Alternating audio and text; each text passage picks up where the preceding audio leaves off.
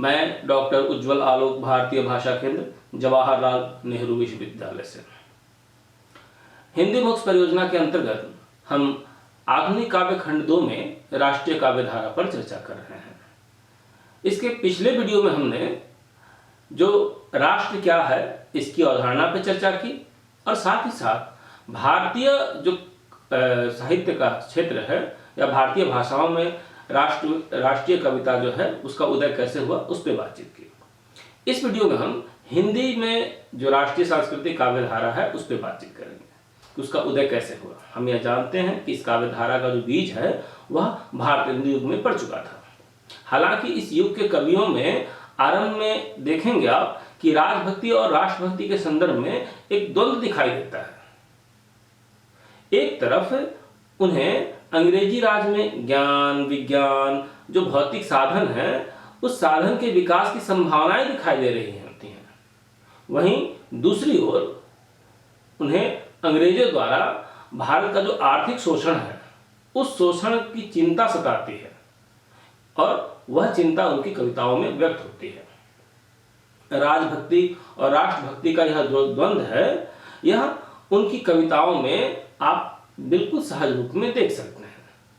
भारतेंदु की एक कविता है, उन्होंने लिखा है कि अंग्रेजी राज सुख साज सबे विधि भारी, पै धन विदेश चली जात यह है ख्वारी। लेकिन आगे चलकर भारतेंदु युगीन कवियों की कविताओं में यह जो ऊहापोह है राजभक्ति की और राष्ट्रभक्ति की, यह ऊहापोह कम होता है और अंग्रेजी राज के खिलाफ उनकी कविताएं खड़ी होने लगती हैं। भीतर भीतर सब रस चूसे, हंसी हंसी के तनमन धन मुँह से, जाहिर बातन में अति तेज, क्यों सखी सज्जन नहीं अंग्रेज। सन 1885 में राष्ट्रीय कांग्रेस की स्थापना के बाद भारत में आप देखेंगे कि राजनीतिक राष्ट्रीयता का विकास होता है।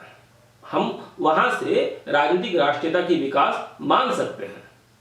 बिपिन चंद्रा ने अपनी जो पुस्तक है भारत का स्वतंत्रता संग्राम, उस पुस्तक में उन्होंने स्पष्ट करते हुए लिखा है बिल्कुल स्पष्ट तरीके से कि 1870 और 1880 के दशक में जो उपनिवेशवाद है, उपनिवेशवाद विरोधी कोई बनी बनाई विचारधारा पहले से मौजूद नहीं थी। अपने अनुभवों और अपने समय के यथार्थ को ठीक ठीक परखते तौलते हुए इन नेताओं को खुद ही एक ऐसी विचारधारा विकसित करनी थी। जाहिर है कि किसी वैचारिक संघर्ष के बिना कोई राष्ट्रीय संघर्ष छेड़ा नहीं जा सकता। इन नेताओं को लोगों को यह समझाना था कि हम एक राष्ट्र हैं और उपनिवेशवाद जो है वह हमारा दुश्मन है और इस दुश्मन के खिलाफ हमारा यह संघर्ष है। नेताओं के साथ साथ द्विवेदी युगीन कवियों ने भी इस विचारधारा के निर्माण में अपनी जो भूमिका है वह महती भूमिका का उन्होंने निर्वाह किया। इस युग के अगर आप देखें तो प्रतिनिधि रचनाकार जो हैं वह माखनलाल चतुर्वेदी हैं और उन्होंने अंग्रेजी राज के सुख को ठुकराकर राजभक्ति के ऊहापोह से हिंदी कविता को बाहर निकाल लिया और पूरी तरह से राष्ट्रभक्ति की ओर झुका दिया। उन्होंने लिखा, यह जागृति तेरी तू ले ले, मुझको मेरा दे दे सपना, तेरे शीतल सिंहासन से सुख कर 100 युग ज्वाला तपना। इस दौर में राष्ट्रीय आंदोलन का नेतृत्व बाल गंगाधर तिलक कर रहे थे। उन्होंने उद्घोषणा की थी, उन्होंने कहा था, यह नारे के तौर पे चला कि स्वराज हमारा जन्मसिद्ध अधिकार है। माखनलाल चतुर्वेदी ने इस अधिकार के लिए ही क्रांति का आह्वान किया और उनकी एक कविता है, बहुत ही प्रसिद्ध कविता है, चाह नहीं मैं सुरबाला के गहनों में गुथा जाऊं, चाह नहीं प्रेमी माला में बिंद प्यारी को ललचाऊं, मुझे तोड़ लेना बनमाली उस पथ पर तुम देना फेंक, मातृभूमि पर शीश चढ़ाने जिस पर जामे वीर अनेक। इस दौर के कवियों ने न सिर्फ क्रांति का आह्वान किया, अपने गौरवशाली इतिहास के माध्यम से पराधीन भारतीयों में कहें कि आत्मसम्मान जगाने का प्रयास किया। इन कवियों में हम देखें तो मैथिली शरण गुप्त का जो स्थान है वह विशेष है। उनकी प्रसिद्ध रचना भारत भारती में भारत की संस्कृति, भारत के प्रति प्रेम की भावना स्पष्ट रूप से दिखाई देती है। इस कृति में गुप्त जी ने भारत अतीत का गौरवगान करते हुए अपनी आस्था प्रकट की और भविष्य के प्रति एक संदेश दिया। इस कविता का अध्ययन करते हुए डॉक्टर राकेश रंजन ने लिखा है, इसके अतीत खंड में भारत के महान अतीत का बखान है, वर्तमान खंड में उसकी वर्तमान दुर्दशा का वर्णन तथा भविष्य खंड में उसके भावी विकास के लिए भारतीय जनता का उद्बोधन। गुप्त जी की इस रचना ने विदेशी सत्ता से जनता की मुक्ति के लिए एक प्रेरणा का काम किया। हम कौन थे, क्या हो गए हैं और क्या होंगे अभी, आओ विचारें आज यह मिलकर समस्याएं सभी। सियाराम शरण गुप्त ने मौर्य विजय में भारत में अतीत के गौरव का स्मरण किया। मैथिली शरण गुप्त, श्रीधर पाठक, रामनरेश त्रिपाठी आदि कवियों ने राष्ट्रीयता से भरी कविताओं का सृजन कर राष्ट्रीय भावना को और जोर दिया। इन कवियों ने हर वर्ग की जनता को संगठित हो राष्ट्रीयता की भावना के लिए प्रेरित करने का प्रयास किया। इस दौर के एक प्रमुख कवि हैं रूपनारायण पांडे। उनकी कविता की कुछ पंक्तियों को हम उदाहरण स्वरूप देख सकते हैं। जैन, बौद्ध, पारसी, यहूदी, मुसलमान, सिख, ईसाई कोटि कंठ से मिलकर कह दो, हम सब हैं भाई भाई। पुण्य भूमि है, स्वर्ग भूमि है, जन्म भूमि है देश ही। इससे बढ़कर या ऐसी हो दुनिया में जगह नहीं। आगे छायावादी दौर में अगर हम देखते हैं तो यह जो दौर है छायावाद का, यह राजनीतिक स्तर पर महात्मा गांधी के नेतृत्व का दौर है। इस दौर में महात्मा गांधी के जो सिद्धांत हैं, सत्य, अहिंसा, सत्याग्रह, यह सबसे ताकतवर अस्त्र बनकर के हमारे सामने आते हैं। समाज के पिछड़े वर्गों, स्त्रियों और दलितों की दयनीय स्थिति के प्रति भी गांधी की जो चिंता है वह गहरी दिखाई देती है। गांधी के प्रभाव में आकर कवि शांत और अहिंसात्मक स्वर में बोलने लगता है अपूर्व यह युद्ध हमारा, हिंसा की न लड़ाई है, नंगी छाती की तोपों के ऊपर विकट चढ़ाई है। समाज के पिछड़े वर्ग के प्रति अपनी सहानुभूति अभिव्यक्त करता है वह और कहता है, मानव होगा नहीं कभी भी मानव पशु का दास, जीवन सत्य उसका न हरेंगे मंद अंधविश्वास। छायावाद के उत्तरार्ध में कई ऐसी राष्ट्रीय घटनाएं घटती हैं जिसके परिणाम स्वरूप आप देखेंगे कि जो राष्ट्रीयता की भावना है वह और प्रबल हो जाती है। ये जो तमाम घटनाएं हैं जिनमें से हम कह सकते हैं कि साइमन कमीशन 1927-28 में जो हुआ था, उसके बहिष्कार हेतु संगठित आंदोलन चले। भगत सिंह को फांसी दी गई 1931 में। ये जो घटनाएं हैं और बहुत सी ऐसी घटनाएं हैं जिसके कारण लोगों के भीतर अंग्रेजी सत्ता के प्रति एक उग्रता का भाव आ गया। कवि गांधी जी के सत्य, अहिंसा और सत्याग्रह को छोड़ करके आंदोलन का आह्वान करने लगा, कहने लगा, आओ मोहन शंख बजाओ पहने केसरिया बाना। जयशंकर प्रसाद ने हिमाद्री तुंग से प्रबुद्ध शुद्ध भारती, स्वयं प्रभा समुज्ज्वला स्वतंत्रता पुकारती, यह जो बातें उन्होंने कही, यह कहकर जनता का आह्वान किया। निराला की कविता जागो फिर एक बार में जो सोई हुई जनता थी उसको नींद से झकझोर कर जगाने का प्रयास किया गया। पंत ने भी भारत माता ग्राम वासिनी के जरिए तत्कालिक स्थिति पर दुख प्रकट किया।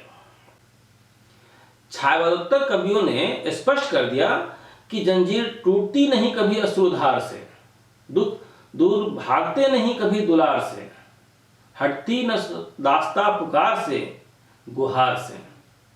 इसलिए उन्होंने सत्याग्रह अहिंसा को छोड़कर रक्तिम क्रांति को महत्व दे दिया और लिखा, रे रोक युधिष्ठिर कौन यहाँ जाने दो उनको स्वर्गधीर, पर फिर भी हमें गांडीव गदा लौटा दे अर्जुन भीमवीर। इस युग के जो महत्वपूर्ण कवि हैं छायावादोत्तर काल के, उनमें प्रमुख नाम है माखनलाल चतुर्वेदी, बालकृष्ण शर्मा नवीन, गया प्रसाद शुक्ल स्नेही, सुभद्रा कुमारी चौहान, रामधारी सिंह दिनकर, गोपाल सिंह नेपाली आदि।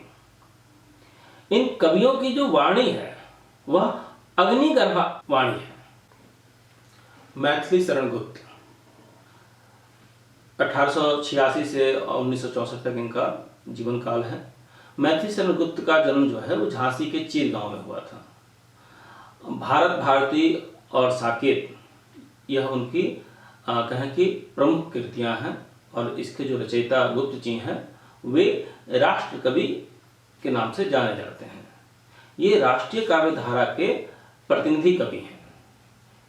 इनकी सबसे प्रसिद्ध कृति भारत भारती जो है उसका जो प्रकाशन है 1912 में हुआ है।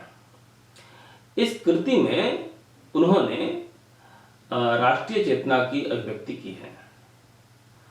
मैथिली शरण गुप्त ने आप देखेंगे कि लगभग 40 कृतियों की रचना की है। उन्होंने अपनी रचनाओं में राष्ट्रीय चेतना, सामाजिक जागृति और नैतिक मूल्यों पर बल दिया है। मैथिली शरण गुप्त की जो लेखनी है उस पर आप एक बात और गौर करेंगे कि उस पे सरस्वती के संपादक महावीर प्रसाद द्विवेदी का और साथ ही साथ उस दौर के जो राजनेता हैं गांधी, उनकी गांधीवाद का गहरा प्रभाव दिखाई पड़ता है। गुप्त जी एक तरफ 19वीं सदी के आखिरी में भारतेंदु हरिश्चंद्र के हिंदी नवजागरण से प्रभावित थे, तो वहीं दूसरी तरफ अपने समय में महात्मा गांधी के नेतृत्व में चल रहे आजादी के आंदोलन से भी वे प्रभावित थे। उनकी जो रचनाएं हैं अधिकांश रचनाओं में हिंदू संस्कृति की पुनरुत्थान भावना दिखाई पड़ती है। इसके बाद दूसरे जो बड़े कवि हैं सियाराम शरण गुप्त, इनका जो जीवन काल है 1895 से 1863। झांसी के चिरगांव में जन्मे सियाराम शरण गुप्त ऐसे तो मैथिली शरण गुप्त के छोटे भाई थे। अपने बड़े भाई की तरह वे भी गांधीवादी दर्शन से प्रभावित दिखाई पड़ते हैं। सन 1910 में इंदु में उनकी पहली रचना प्रकाशित हुई। इसके बाद उनकी रचनाएं निरंतर सरस्वती जो पत्रिका है या उस समय की जो प्रतिनिधि पत्रिकाएं हैं उन पत्रिकाओं में भी छपती रही। मौर्य विजय, अनाज, दुर्वादल, विषाद, आद्रा, पाथेय, मृण्मयी, बापू, नकुल, नुआखली, जय हिंद, ये जो रचनाएं हैं इनकी प्रमुख काव्य रचनाएं हैं। सोहनलाल द्विवेदी का जो जीवन काल है वह 1906 से लेकर के 1988 तक का है। सोहनलाल द्विवेदी पर भी गांधीवाद का प्रभाव आप स्पष्ट तौर पे देख सकते हैं। उनकी महत्वपूर्ण कृतियां भैरवी, वासदत्ता, कुणाल, युगधारा और पूजा गीत आदि हैं। इन कविताओं का जो मुख्य लक्ष्य है स्वतंत्रता के लिए देश की जनता को जागृत करना है। द्विवेदी जी की वर्तमान दुख है उसके निवारण के लिए अतीत का गौरवगान महत्वपूर्ण है, इसीलिए वो अतीत का गौरवगान करते हैं और एक सुखद भविष्य की वे कामना करते हैं। देश की वर्तमान जो स्थिति है उनकी कविताओं में उस स्थिति पर क्षोभ प्रकट किया गया है। राष्ट्रीय स्वतंत्रता में अटूट आस्था दिखती है उनकी। राष्ट्रीय नेताओं के प्रशस्ति गान में लिखते हैं और इसके साथ ही साथ देश का गौरव गान भी इनकी कविता का मुख्य विषय बनकर के आता है। इस काव्य धारा के एक और प्रतिष्ठित कवि हैं बालकृष्ण शर्मा नवीन। इनका जो जीवन काल है 1897 से 1960 तक। इनका जन्म ग्वालियर राज के भयाना गांव में हुआ था। सन 1820 में गांधी जी का जब असहयोग आंदोलन चल रहा था तो उनके असहयोग आंदोलन के आह्वान पर इन्होंने अपने कॉलेज की शिक्षा दीक्षा छोड़ दी और छोड़कर आंदोलन में हिस्सा लेने पहुंच गए। फलस्वरूप इन्हें कई बार जेल जाना पड़ा। सन 1918 से ही इनकी विभिन्न रचनाएं प्रकाशित होने लगी थीं। इनका प्रथम काव्य संग्रह कुमकुम सन 1939 में प्रकाशित हुआ। उर्मिला सन 1975 में। नवीन जी ने भारतीय प्राचीन संस्कृति के उज्जवल रूप को काव्य के माध्यम से प्रस्तुत किया। साथ ही इनकी जो कविता है, इनकी राष्ट्रीय कविता कहें कि उस राष्ट्रीय कविता में अनुभूति प्रधान है। माखनलाल चतुर्वेदी सन 1889 से 1868 इनका जीवन काल है। राष्ट्रीय काव्य धारा के जो कवि हैं उन कवियों में माखनलाल चतुर्वेदी का जो नाम है वह प्रमुख स्थान रखता है। इन्होंने जो रचनाएं की हैं उन रचनाओं में राष्ट्रीय भावना को ओजस्वी रूप में प्रस्तुत किया है। ये एक भारतीय आत्मा के उपनाम से भी कविता लिखा करते थे। हिम किरीटनी, हिम तरंगिनी, युग चारण, समर्पण, माता, ये जो कविता है, ये काव्य कृतियां जो हैं ये इनकी हैं और ये प्रमुख काव्य कृतियां हैं। एक नाम आता है सुभद्रा कुमारी चौहान का। 1905 से 1948 तक का इनका पूरा जीवन काल रहा है। इनका जन्म प्रयाग जिला निहालपुर गांव में हुआ था। इन्होंने भी सन 1921 में असहयोग आंदोलन से प्रभावित होकर अपनी पढ़ाई अधूरी छोड़ दी और पढ़ाई छोड़ करके भारतीय स्वतंत्रता संग्राम में भाग लेने पहुंच गए। सुभद्रा कुमारी चौहान ने भी अपनी राजनीतिक सक्रियता के कारण जेल की यात्राएं की। इनकी जो प्रमुख रचनाएं हैं आप देखेंगे, त्रिधारा हो, मुकुल हो, झांसी की रानी हो, वीरों का कैसा हो बसंत, ये जो रचनाएं हैं इन रचनाओं में ओजपूर्ण और तीखे ढंग से, तीखे शब्दों में देश का गौरवगान किया गया है। देश के प्रति जनता को जगाने का प्रयास किया गया है। जालियांवाला बाग में बसंत नाम की एक कविता है शीर्षक से। वो जो हत्याकांड है उस हत्याकांड को इस कवित्री ने अपने करुण क्रंदन से उस हत्याकांड की जो मुख्य वेदना है उसको अभिव्यक्ति प्रदान की है। आओ प्रिय ऋतुराज, किंतु धीरे से आना, यह है शोक स्थान, यहाँ मत शोर मचाना, कोमल बालक मेरे यहाँ गोली खा खा कर, कलियां उनके लिए चढ़ाना थोड़ी सी लाकर। उनकी कविता जो है स्वतंत्रता संग्राम को बल देती है। एक बहुत प्रसिद्ध कविता है झांसी की रानी। यह कविता तो लोक कंठ में रच बस गई है। इसके बाद जो बड़ा नाम आता है रामधारी सिंह दिनकर का। 1908 से 1964 इनका जीवन काल है। दिनकर जी का जन्म बिहार के मुंगेर जिले के सिमरिया गांव में हुआ था। दिनकर जी को पद्म भूषण की उपाधि से सम्मानित किया गया था। उर्वशी के लिए साहित्य का सर्वोच्च पुरस्कार जिसे हम ज्ञानपीठ सम्मान कहते हैं उस सम्मान से सम्मानित किया गया उनकी इस कृति को। दिनकर ने कई रचनाएं की हैं जिनमें रेणुका जिसका प्रकाशन 1935 में हुआ था, हुंकार जिसका प्रकाशन सन 1940 में हुआ था, रसवंती, यह भी 1940 की रचना है। सामधेनी 1947 की रचना है। कुरुक्षेत्र 1946 की रचना है। और आज़ादी के बाद रश्मिरथी 1952, उर्वशी 1961। ये जो रचनाएं हैं ये काफ़ी प्रमुख हैं, प्रसिद्ध भी हैं। परशुराम की प्रतीक्षा, दिल्ली, नीम के पत्ते आदि जो रचनाएं हैं ये प्रसिद्ध रचनाओं में से एक है। प्रारंभ में उनका जो लेखन है, दिनकर जी का लेखन, उस लेखन पे आप देखेंगे कि छायावादी प्रवृत्ति जो है वह दिखाई देती है। वो शुरुआत में छायावादी प्रवृत्ति की कविता लिखते थे, किंतु तुरंत उससे उनका मोह भंग हो गया और वे राष्ट्रीय काव्यधारा से आ जुड़े। दिनकर ने हुंकार, रेणुका, विपदगा आदि में जो साम्राज्यवादी शक्तियां हैं, उसकी जो सभ्यता है और ब्रिटिश साम्राज्यवाद जो है उसके प्रति अपनी वाणी को प्रमुखता दी, उसके विरोध में अपनी वाणी को खड़ा किया। इनकी ओजपूर्ण कविताओं में पराधीनता के प्रति एक प्रबल विद्रोह और पौरुष का भीषण गर्जना सुनाई देती है।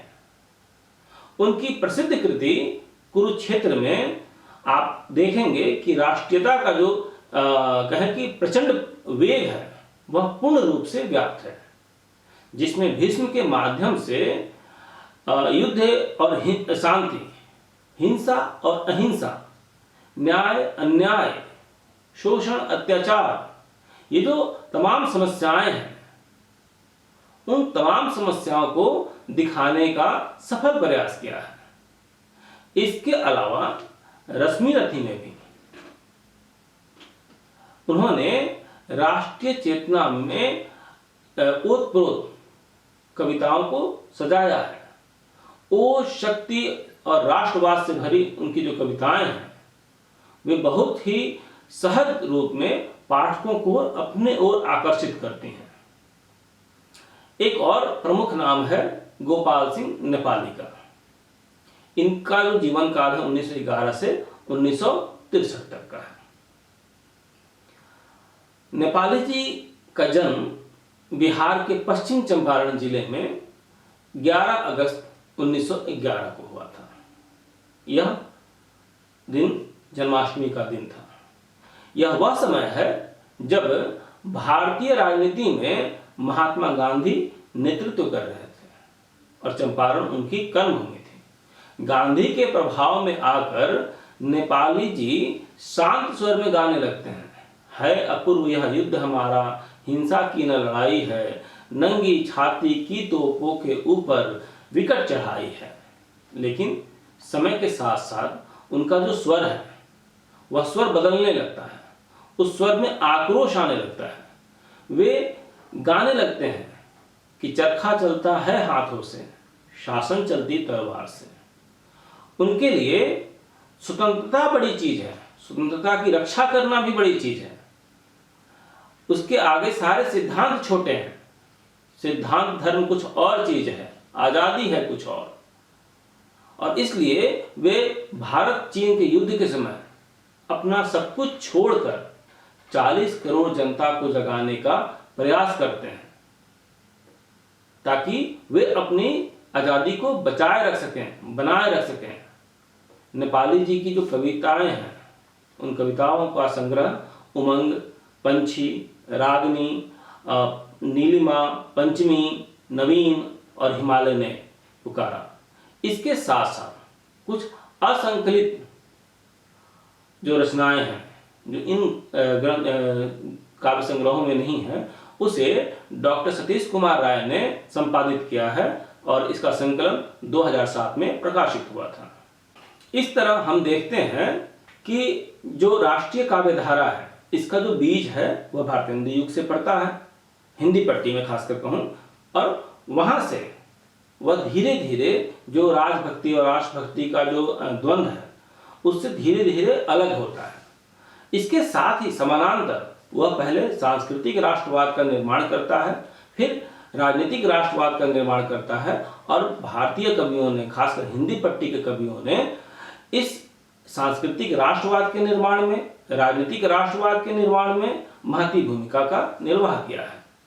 और उन लोगों ने अपने देश के गौरव गान को, देश का गौरव गान करके, देश की जो समृद्ध संस्कृति है उसको हमारे सामने ला करके हमारे अंदर हमारा मनोबल बढ़ाने का प्रयास किया। साथ ही साथ अंग्रेजों के चरित्र को स्पष्ट कर हमें उनसे सचेत रहने के लिए और उनके साथ विद्रोह करने के लिए हमें तैयार किया। अगले वीडियो में हम जो इस काव्य धारा की प्रमुख प्रवृत्तियां हैं उसका भी हम संक्षिप्त परिचय प्राप्त करेंगे। बहुत बहुत धन्यवाद।